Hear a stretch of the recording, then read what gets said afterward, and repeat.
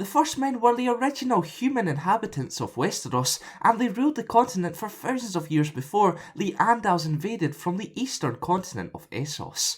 The Andals overrun most of southern Westeros, but failed to take the north. Although the blood of the First Men and the Andals intermingled over the centuries, the inhabitants of the north had the greatest amount of First Men blood in their veins and kept alive many of their traditions.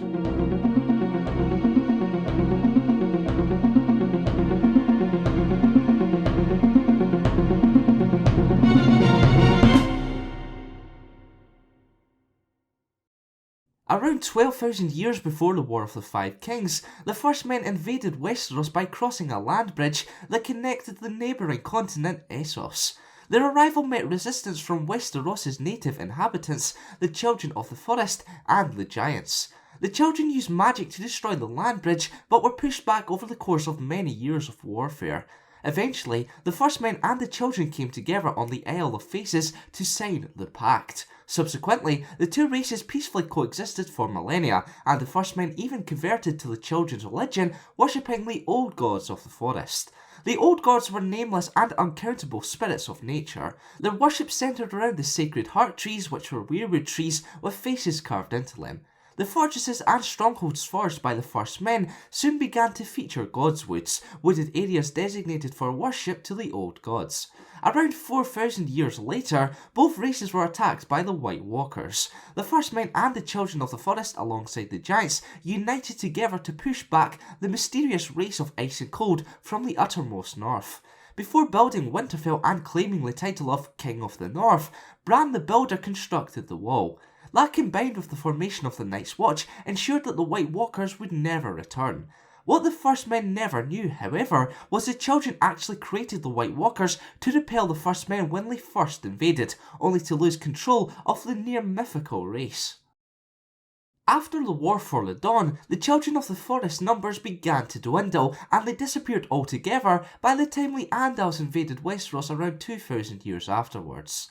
Sailing across the Narrow Sea, the Andals began their massive migration to Westeros by invading the Vale. From there, they conquered most of the continent. However, they were repelled by the north, which was partly due to the fact the narrow lands of the neck that separated the north from the rest of the continent were ideal strategic choke points. Mirroring the previous conflict with the Children, the First Men and the Andals eventually made peace as individual Andal kingdoms became more concerned with fighting each other than uniting to crush the First Men of the North.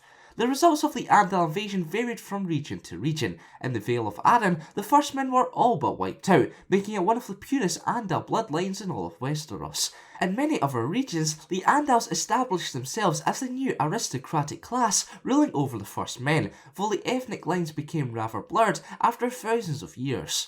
Some of the noble First Men houses survived by intermarrying with the Andals. Even House Lannister, as a result, possessed some First Men blood through the female line. House Lannister actually descended from the marriages of the Westerlands invading Andals and the female descendants of Lan the Cleaver, a legendary hero of the First Men. Houses Blackwood and Bracken also survived through marriage with the Andal invaders, resulting in a mixed ethnicity. Many of those who lived in Westeros had at least some blood of the First Men in their ethnic makeup, though it was more common among the lower classes. However, the south of Westeros became so thoroughly dominated by the Andals and their culture that those living in Essos regarded the neighbouring continent as the land of the Andals. The Northmen and the Wildlings still claimed majority descent from the First Men, embracing the old ways and religions of their ancestors as a result. The Wildlings that lived north of the wall descended from the First Men, who were unlucky enough to find themselves on the wrong side of the wall when it was constructed. They even had a purer bloodline than the north, with very little, if any, Andal blood. Even in the Stark-held north, the usage of the Old Tongue, the language of the First Men, was eventually discontinued in favour of adopting the language of their Andal neighbours to the south. The Old Tongue saw continued use north of the wall, especially amongst the Fen, but a large number of Wildlings were also fluent in the common tongue of the Andals. Now it's time for this week's question. What race do you prefer, the Andals or the First Men? Let me know in the comments below. Today's video was suggested by a commenter from the previous episode, so make sure you tell me what you would like to see covered next. Thanks for watching, and for more lore content including Game of Thrones, keep it locked here To the King's End. The birth of House Martell came about when Rhoynar refugees migrated across the narrow sea to flee conquest by the Valyrian freehold in Essos. Led by their warrior queen Nymeria, she wed Mors Martell, combining both of their forces. With their combined strength, they conquered and unified the entirety of Dorne, which had long been divided by petty squabbling kings of the First Men and Andals.